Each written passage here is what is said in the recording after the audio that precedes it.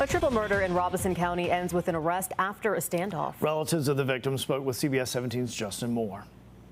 This quiet Pembroke community quickly turned chaotic on Sunday morning. But I heard the shots. I heard 2 shots, and that was it. I thought it was normal because we shoot around here. 3 people found shot to death inside this camper on Melinda Road around 6:30. Flora Chavis owns the property and says she's related to the 3 victims, Tristan Goins, Howard Jones, and Ashley Jacobs. That's sad. That's awful. Because who he come to kill, he meant to kill everything was there. He didn't mean just kill one, he meant to kill the whole family. If I would have been back there, I would have been dead too. Nearly 15 hours later, investigators arrested 27-year-old Ethan Spalding after a standoff at the Robinwood Apartments in Red Springs. He's now facing multiple charges, including 3 counts of first-degree murder. And whoever done it need to do the time. Authorities say Spalding forced his way inside the camper with a shotgun. Robeson County's sheriff believes this case is part of a troubling pattern pointing to illegal drugs fueling violent crime. Lost my whole family. It was still dark when the call came in. 6:30 in the morning. The kind of hour when Robeson County, North Carolina is just beginning to stir. When the flat, quiet landscape of the Prospect community outside Pembroke is still wrapped in the gray half-light of a March dawn, when the roads on Melinda Road are empty and the houses are still, and the only sounds are the ones that belong to early morning in a rural southern county that has seen more than its share of hard times. Someone had found something. Not something. Someone. The call that went out to the Robeson County Sheriff's Office that Sunday morning said 2 bodies. 2 people found dead inside a camper parked outside a home on Melinda Road. The kind of call that sets an investigation in motion before the sun has fully risen. That brings deputies and investigators out into the cold morning air with the particular urgency of a situation that has already crossed the line from emergency into tragedy. They drove to the scene expecting 2 victims. What they found when they got there was 3. 3 people. Inside a camper. On a quiet road outside Pembroke. In a community that the sheriff would later describe as deserving better than this. Better than fear. Better than violence. Better than the specific and devastating kind of loss that arrives before sunrise on a Sunday morning and does not leave. 3 people who had been alive the night before. Tristan Goins, 28 years old, from Maxton. Howard Dean Jones, 51 years old, from Lumberton. Ashley N. Jacobs, 35 years old, from Pembroke. 3 lives, 3 families, but 3 people from 3 different nearby communities brought together in a camper on Melinda Road and found together in the gray light of a March morning by investigators who had come expecting to find 2 of them. The 3rd victim changed everything, not because it altered the nature of what had happened.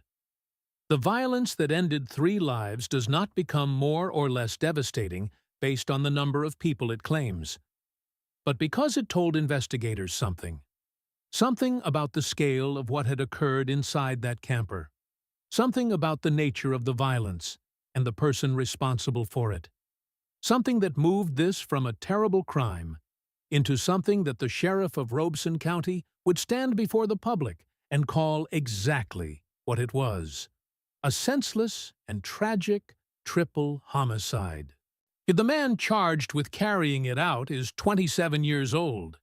His name is Ethan Lee Spalding, and by the time the sun went down on that same Sunday, the same day the bodies were found, the same day investigators were still processing a crime scene that had not yet given up all of its secrets, he was in custody, arrested after a standoff, at an apartment complex in Red Springs, charged with 3 counts of first-degree murder, and held without bond in a detention center, facing a list of charges that told its own story about who Ethan Spalding was before March 22, 2026, and what he had done inside a camper in the Prospect community before the sun came up on a Sunday morning.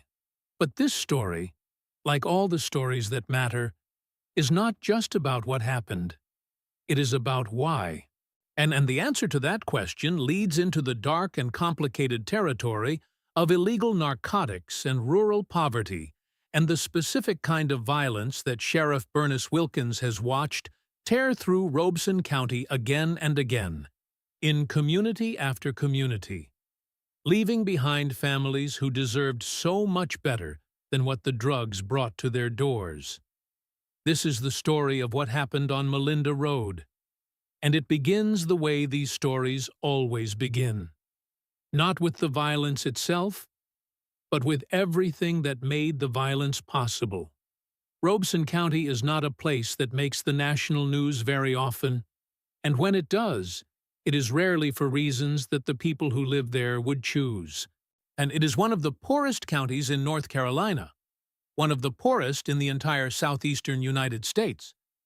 A place where the statistics that define economic hardship stack up with a consistency that speaks not to individual failure, but to something structural, something systemic, something that has been building for generations in the flat, rural landscape of a county that sits in the southeastern corner of North Carolina, where the Lumber River winds through communities that have names and histories and people who love them and who are doing the daily, unglamorous work of building lives in a place that the broader economy has largely left behind. Pembroke is one of those communities. It sits at the heart of Robeson County in more ways than one. It is home to the University of North Carolina at Pembroke, an institution with deep roots in the Lumbee Native American community that has shaped this region for centuries. It is a place with history and identity, and a sense of itself that goes far deeper than its economic circumstances. The people of Pembroke and the surrounding communities, Maxton, Lumberton, Red Springs, the Prospect community that sits just outside the town's edge, are people with stories, with families that go back generations in this land, with a connection to place that is not diminished by the hardship that place has also carried. But hardship is real here, and into the specific landscape of hardship that defines Robeson County, the drug trade arrived with a force and a thoroughness that Sheriff Bernice Wilkins has been fighting against for years. Yet not a new fight. The relationship between rural poverty and illegal narcotics is one of the oldest and most documented patterns in American crime. But a fight that, on the morning of March 22, 2026, produced a result so violent and so concentrated and so utterly destructive that 3 families in 3 different communities woke up that Sunday to news that would permanently restructure everything they thought they knew about the shape of their lives. 3 people were dead inside a camper on Melinda Road, and the story of how they got there, the story of who they were, and who Ethan Lee Spaulding was, and what connected all 4 of them in the specific and devastating geography of that Sunday morning, begins not with the camper, but with the community. See, with the world that existed before, the call went out at 6:30 in the morning, and investigators drove to Melinda Road expecting 2 victims and found 3. Tristan Goins was 28 years old. 28 is young in the way that all ages are young when the life they represent is cut short. But 28 is particularly young in the sense of a life that is still in its early chapters, still establishing itself, still figuring out the shape it is going to take. Tristan was from Maxton, a small town in Robeson County with a population that has been declining for decades, a community that has felt the weight of the county's broader struggles in specific and local ways. We do not have the full picture of Tristan Goins' life. The investigation was still active, and many details about the victims had not yet been publicly released at the time this story was reported. But 28 years of life in Robeson County is a life shaped by the specific texture of this place, by its community, its relationships, its particular combination of connection and difficulty that defines life in the rural South. Howard Dean Jones was 51 years old. 51. A different generation entirely. Old enough to have watched Robeson County change over decades, old enough to have lived through the shifts and the losses and the occasional moments of hope that define a long life in a place like this. He was from Lumberton, the county seat of Robeson County, the largest city in the area, and a place that has its own complicated relationship with the forces that have shaped the region.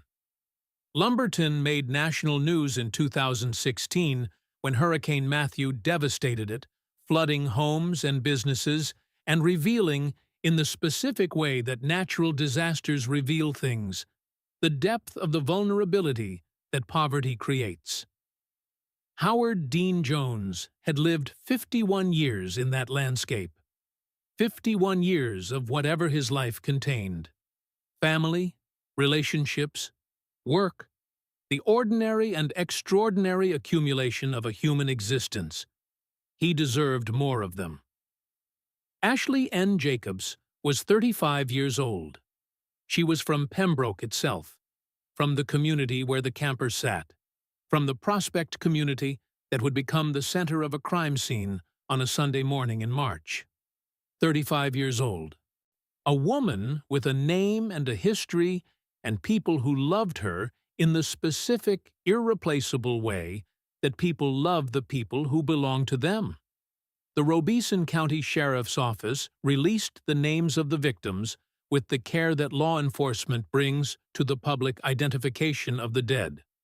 Carefully, after notification of next of kin, with the acknowledgement that behind each name is a family that is only just beginning to absorb what they have lost. 3 people, 3 communities, 3 lives that intersected on a Saturday night and into a Sunday morning in a camper on Melinda Road. And then there is Ethan Lee Spaulding, 27 years old, also from Maxton, the same town as Tristan Goins, the same small community in Robeson County where people know each other in the way that people in small towns always know each other. So in the overlapping, layered, sometimes complicated way that proximity and shared history create. Whether Spaulding and Goins knew each other, whether their shared hometown was a connection that predated that Sunday morning or simply a geographical coincidence, is one of the details that the investigation was still working to fully establish at the time of this reporting. But what the charges against Spaulding tell us is something significant about who he was before March 22, 2026. Among the charges filed against him, alongside 3 counts of first-degree murder and robbery with a dangerous weapon and discharging a weapon within an enclosure to incite fear, was one that stands out with particular importance in the context of understanding Ethan Spaulding's history.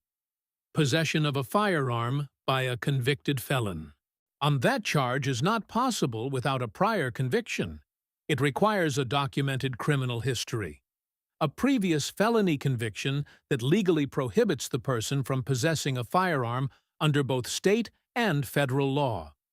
Which means that on the morning of March 22, 2026, when Ethan Lee Spaulding allegedly walked into or was present inside that camper with a weapon, he was not a person who legally had any business having that weapon at all. He was a convicted felon, in possession of a gun, in a camper with 3 people who were about to die. The specific nature of his prior conviction, what he had been convicted of, when, and what the circumstances of that case looked like, had not been fully detailed in the public record at the time this story was reported. But the existence of that prior conviction is a critical piece of the portrait of Ethan Spaulding that investigators were building in the hours and days following the discovery on Melinda Road, because it tells us that this was not a person encountering the criminal justice system for the first time on March 22nd. This was a person with a history, a person the system had encountered before, had processed before, had, at some point, released back into the community where he was living in an apartment in Red Springs, and where, on a Sunday morning, 3 people were found dead in a camper. Now, let us talk about what investigators found when they arrived on Melinda Road at 6:30 in the morning. With the camper sat outside a home, parked in that intermediate space between the road and the house that is so familiar in rural communities across the South. Campers serve many purposes in communities like Robeson County. They are living spaces. They are gathering places. They are the kind of structure that exists at the edges of official housing in areas where official housing is not always accessible or affordable, where people find ways to create shelter and community in whatever form is available to them. Whatever this particular camper had been used for before March 22nd, on that Sunday morning, it was a crime scene. Investigators arrived expecting 2 victims. That was what the initial call had reported. 2 bodies, 2 people found dead inside the camper. And there is something significant about that gap between the reported 2 and the discovered 3 that speaks to the nature of the scene that awaited them. A scene chaotic enough, or dark enough, or otherwise difficult enough to fully assess from an initial report that a 3rd victim had not been immediately identified. A scene that revealed its full horror only upon closer examination. 3 bodies inside a camper is not a small space to contain that much violence. It is a confined area, an enclosed environment where 3 people had been killed, and where the evidence of those killings would have been, by any measure, overwhelming. The charge of discharging a weapon within an enclosure to incite fear, one of the specific charges filed against Spaulding, speaks directly to that confined environment, or to the specific and terrifying reality of gunfire inside a small enclosed space where there was nowhere to run and nowhere to hide, and the sound alone would have been enough to produce the kind of fear that the charge describes. The robbery charge tells another part of the story. Robbery with a dangerous weapon. That charge, filed alongside the 3 murder counts, implies that whatever happened inside that camper on the night of March 21st into the morning of March 22nd was not purely an act of targeted personal violence. There was a robbery. Something was taken. Whether that something was money, drugs, or something else entirely connected to the world of illegal narcotics that Sheriff Wilkins would publicly link to the killings. The investigation was still working to establish the full picture at the time of this reporting. But the robbery charge, combined with the murder charges, combined with the drug connection that the sheriff identified publicly, begins to paint a picture of what might have happened in that camper. A transaction that went wrong, a confrontation over something valuable enough that 3 people ended up dead, and a 4th, the man charged with killing them, spent the rest of that Sunday in an apartment in Red Springs, waiting for what he may have already known was coming.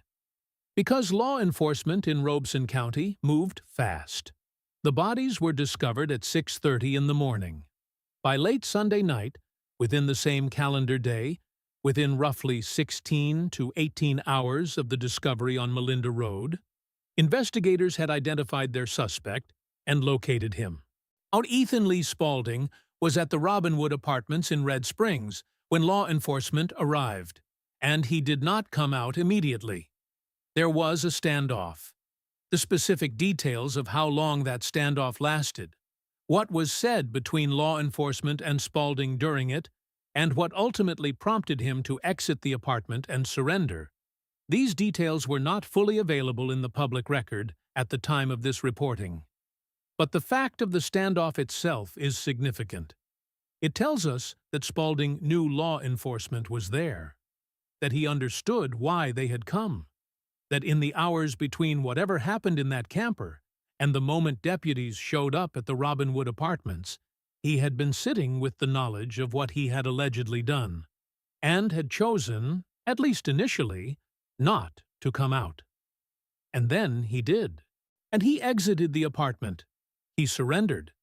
And Robeson County Sheriff Bernice Wilkins, a man who has spent his career in a county that has given him more than his share of moments like this one, stood before the public and called the arrest a significant step toward justice in what he described as a truly senseless and tragic triple homicide.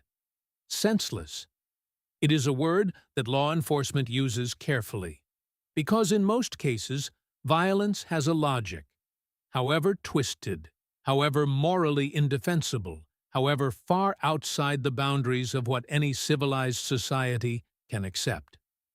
There is usually a logic, a motive that, once identified, at least explains the chain of causation, even if it cannot justify the outcome. The money, the relationship, the perceived disrespect, the drug debt, the transaction that went wrong. And in the case of what happened on Melinda Road, the sheriff pointed toward drugs as the animating context. The destruction caused by illegal narcotics, he said publicly, continues to impact families and communities across Robeson County. It was not an evasion. It was the most honest summary available of a situation that the county had been living with for years. A situation where the drug trade creates a parallel economy with its own brutal enforcement mechanisms, its own catastrophic resolution of disputes, its own specific and devastating body count. 3 people in a camper. A robbery with a dangerous weapon. A convicted felon with a gun. The shape of what happened on Melinda Road was becoming clearer with every charge filed, every detail released, every piece of evidence that the investigators, aided by the Bureau of Alcohol, Tobacco, to firearms and explosives, were processing from the scene and from the arrest. But the full picture, the complete story of what happened inside that camper in the dark hours of a Saturday night and Sunday morning, of what brought Tristan Goins and Howard Dean Jones and Ashley Jacobs to that specific place at that specific time, of what Ethan Lee Spaulding wanted from them and what he did when he decided to take it, that full picture was still being assembled. And the community of Robeson County, the Prospect community outside Pembroke, the families in Maxton and Lumberton and Red Springs who had lost someone or knew someone who had, was waiting. Waiting for answers that the investigation was still building toward. Waiting for the justice that Sheriff Wilkins had promised. When he said this, arrest marks a significant step, not the final step, not the complete step, but a significant one, toward accountability for 3 lives lost in a camper on a Sunday morning in March. 3 lives that deserved so much more than what that Sunday morning gave them. There is a particular kind of justice that a small community demands, not the abstract institutional justice of courtrooms and appellate processes and the slow, grinding machinery of a legal system that measures its timelines in months and years rather than in the hours and days that a grieving family lives through in the immediate aftermath of loss. Not the justice of legal theory or constitutional procedure or the careful, deliberate weighing of evidence that a trial eventually produces. Here, the justice that a small community demands is simpler than that, and more urgent. It is the justice of knowing, of being told clearly and honestly, and without the evasive language of an ongoing investigation, that the person responsible for the worst thing that has happened in your community in recent memory has been found, has been named, has been taken off the streets, and placed somewhere that he cannot do to another family what he did to 3 families on a Sunday morning in March. Robeson County got that. Within 16 hours of the discovery on Melinda Road, within the same calendar day that investigators arrived at 6:30 in the morning and found 3 bodies in a camper where they had expected to find 2, Ethan Lee Spaulding was in custody, charged, held without bond. His name and his charges and the specific, the formal language of the justice system's response to what he allegedly did were on the public record. That speed matters. not just procedurally, not just as evidence of the competence and commitment of the Robeson County Sheriff's Office and the investigators who worked through that Sunday without rest to get from a crime scene on Melinda Road to an arrest at the Robinwood Apartments in Red Springs.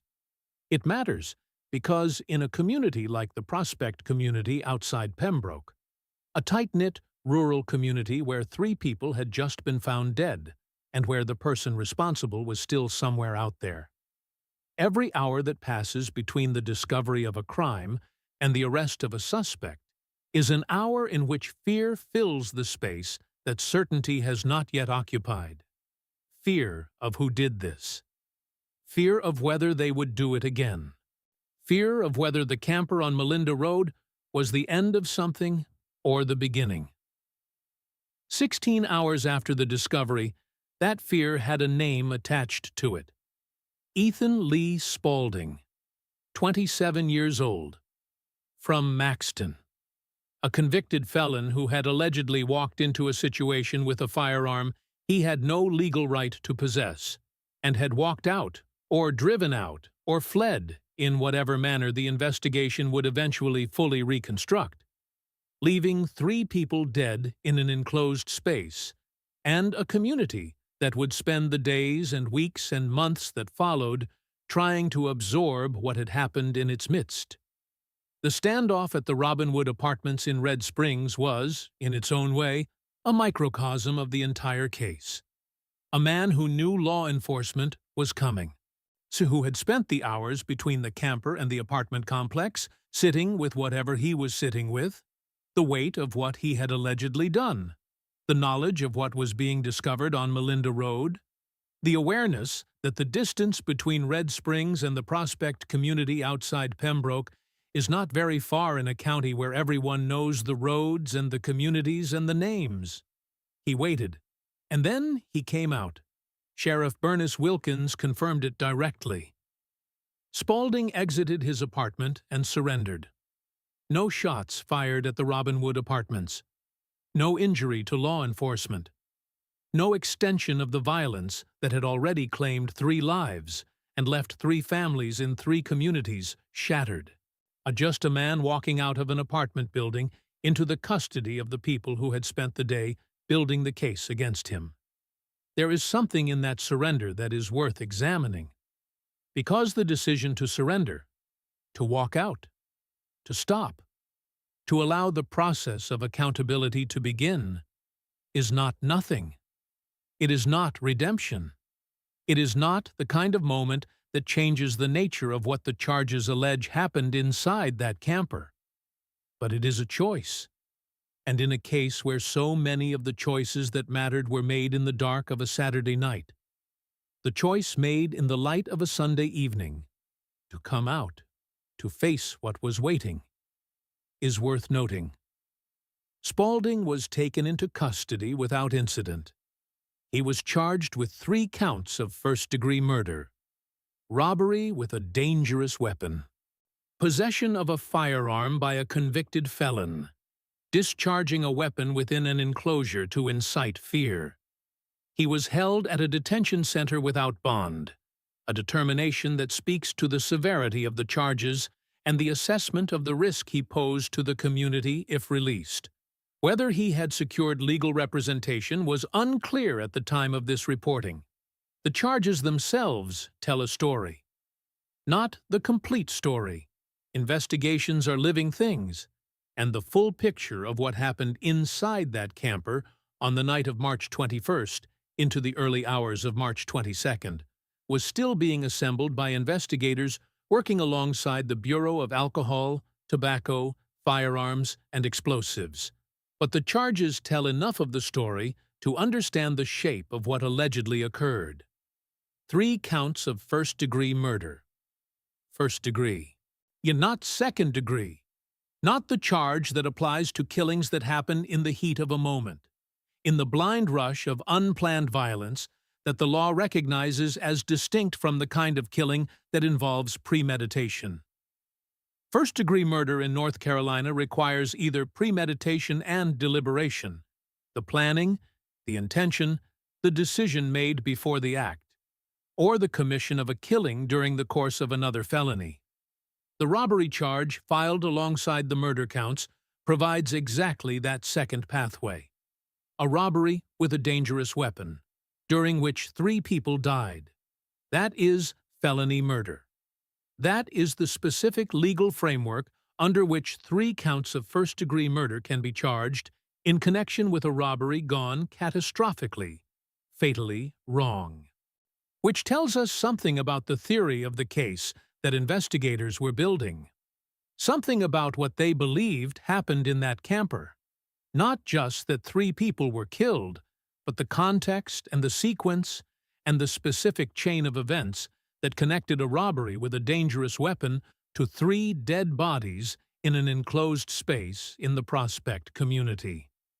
The drug connection that Sheriff Wilkins referenced publicly fits within that framework. Illegal narcotics and robbery are not strangers to each other in the landscape of violent crime. The drug trade, particularly at the street level, particularly in communities where the formal economy has contracted and the informal economy of drugs has expanded to fill the void, operates on a currency of violence and fear. Disputes are not resolved through legal mechanisms. Debts are not collected through courts. The enforcement mechanisms of the drug trade are the ones that leave shell casings on the ground and bodies in campers on rural roads at 6:30 in the morning. Robeson County knows this. Sheriff Wilkins knows this with the particular intimacy of a law enforcement leader who has been fighting against it for years. His public statement in the aftermath of the triple homicide on Melinda Road was not the statement of a man surprised by what drugs bring to his county. It was the statement of a man who has watched this pattern repeat itself, in different locations, with different names, but with the same devastating logic, and who is determined that the repetition of the pattern does not become the acceptance of it. And the destruction caused by illegal narcotics continues to impact families and communities across Robeson County, he said, and we will not let up in our efforts to combat it.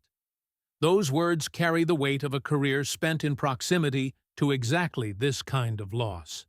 The weight of a sheriff who has stood before cameras more times than he should have had to and told communities that the thing they feared most had happened again.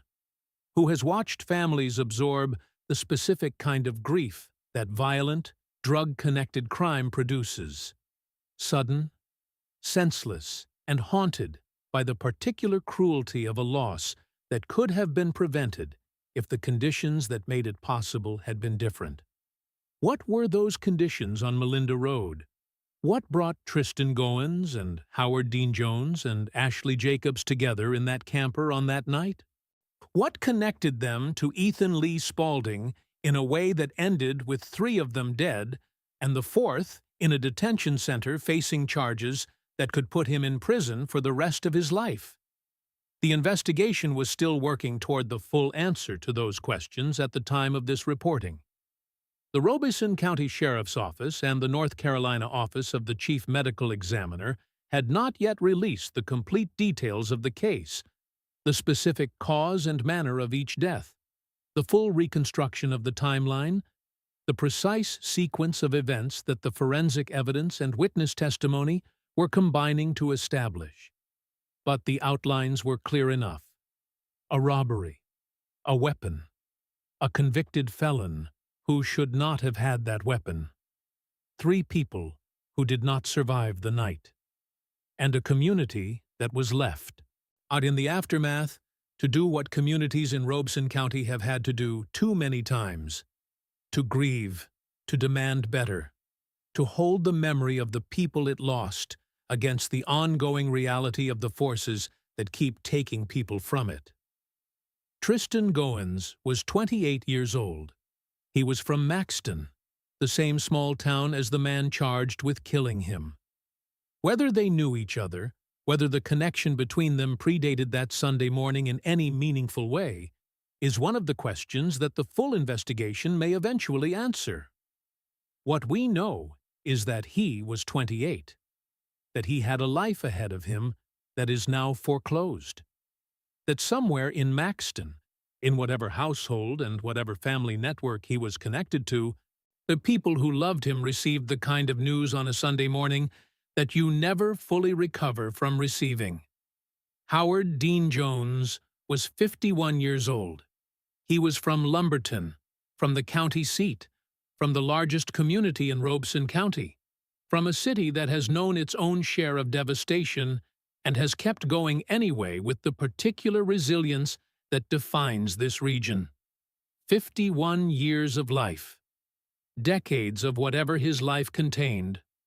Relationships, experiences, the accumulated texture of a human existence that was still ongoing, still present, still valuable in the specific and irreplaceable way that every human life is valuable until it is taken. Ashley N. Jacobs was 35 years old. She was from Pembroke, from the community closest to where she died. And in the painful irony that sometimes attaches itself to tragedies like this one, the proximity of her home to the site of the crime is one of the details that makes her loss feel most immediate and most local to the people of the Prospect community who knew her. She was not a visitor to this place. She was from here. She was part of the fabric of this community in the specific way that people become part of a place when they live in it and know it and are known by it. The Prospect community lost one of its own on March 22, 2026, and it lost two more people who had come from neighboring communities close enough that the loss rippled outward in all directions, to Maxton, to Lumberton, to Red Springs, to every corner of Robeson County, where someone knew one of the three names that the sheriff's office released on that Sunday. So Sheriff Wilkins said something at the close of his public statement that deserves to be repeated here. Not because it is surprising. It is the kind of thing that good sheriffs say in the aftermath of tragedies that demand a public response, but because in this specific context, in this specific county, after this specific loss, it carries a weight that goes beyond the formulaic. No community deserves to live in fear. 6 words. Simple. Direct. The kind of statement that could sound like a platitude if it were not being said by a man who has spent his career in one of the poorest, most structurally disadvantaged counties in North Carolina, fighting against the forces that create the conditions for exactly this kind of violence. A man who knows, better than almost anyone, that the community he is addressing has been living with a version of that fear for a long time. Not the acute, immediate fear of a Sunday morning when 3 bodies are found in a camper and a suspect is still at large, but the chronic, low-grade background fear that exists in a community where poverty and drugs and the violence they generate have become part of the texture of ordinary life. No community deserves that. Robeson County does not deserve that. The Prospect community outside Pembroke does not deserve that. The families of Tristan Goins and Howard Dean Jones and Ashley Jacobs did not deserve to receive the phone call or the knock on the door or whatever form the news took when it arrived at their homes on a Sunday morning in March. And yet it came, because the conditions that make these moments possible were already in place. Already built into the landscape of a county where the options available to a 27-year-old convicted felon include, apparently, allegedly, according to the charges filed against him, walking into a camper with a gun and leaving with whatever he came for, and 3 people dead in his wake. Those conditions are not inevitable. They are the product of specific, identifiable failures.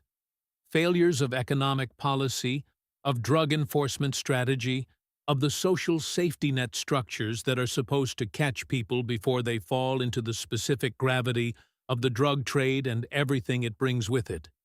They are the product of decades of decisions made at levels far above Robeson County, at the state level, at the federal level, in budget rooms and policy discussions and legislative sessions where the communities that bear the most severe consequences of those decisions are often the least represented. Sheriff Wilkins cannot fix all of that from his office in Robeson County. What he can do, what his investigators did on March 22, 2026, in 16 hours of work that moved from a crime scene on Melinda Road to an arrest at the Robinwood Apartments in Red Springs, is hold the line. Make the arrest. File the charges. Ensure that the person who allegedly walked into a camper with a gun and walked out leaving 3 people dead faces the full weight of what the law has available to bring to bear on what he allegedly did. 3 counts of first-degree murder, robbery with a dangerous weapon, possession of a firearm by a convicted felon, discharging a weapon within an enclosure to incite fear. That is the full weight. That is the complete list of what Ethan Lee Spaulding faces as he sits in a detention center without bond, in a county that is grieving 3 people who should still be alive, in a state that will eventually bring him to trial for what he is alleged to have done in a camper on a rural road before the sun came up on a Sunday. The trial will come. The evidence will be presented. The witnesses will testify. The forensic results from the medical examiner's office and the ATF investigation will be placed before a jury.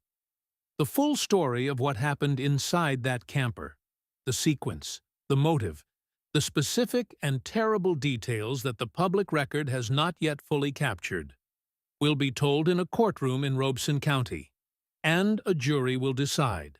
But in the meantime, in the space between the arrest and the trial, in the months that the legal process will require before it reaches its conclusion, the families of Tristan Goins and Howard Dean Jones and Ashley Jacobs are living in the aftermath of a Sunday morning that restructured everything. They are doing what families do in the wake of sudden, violent loss. They are making arrangements and receiving visitors and sitting in rooms that feel different now because the person who used to fill a particular space in those rooms is not there anymore. They are answering the questions of children who do not fully understand what happened and adults who understand it too well. They are navigating the specific and exhausting bureaucracy of death, the paperwork and the phone calls and the decisions that have to be made even when making decisions feels impossible.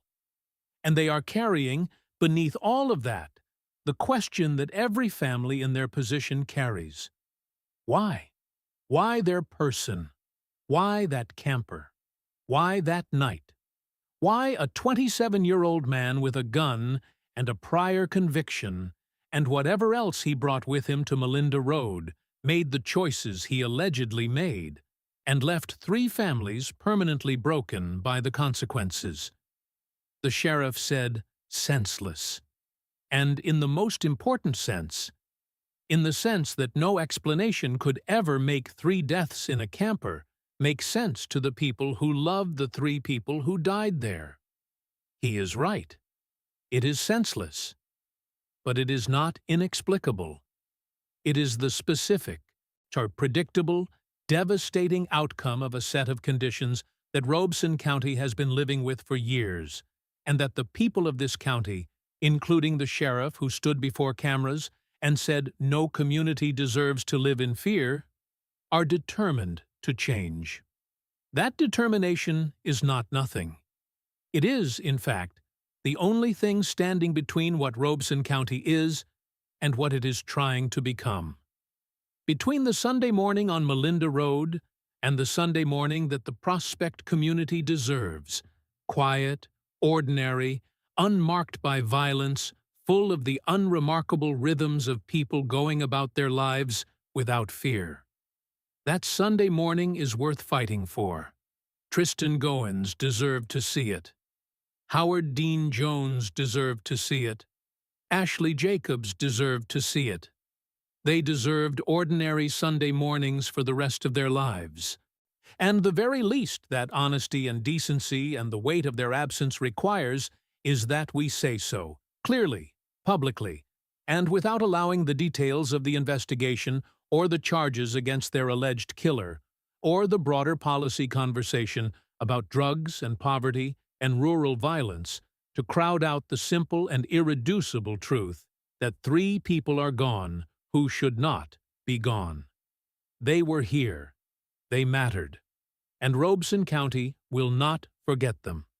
If you or someone you know is struggling with substance abuse or is in a dangerous situation related to drug activity, please reach out to Sam HS's National Helpline at 1-806-624-357.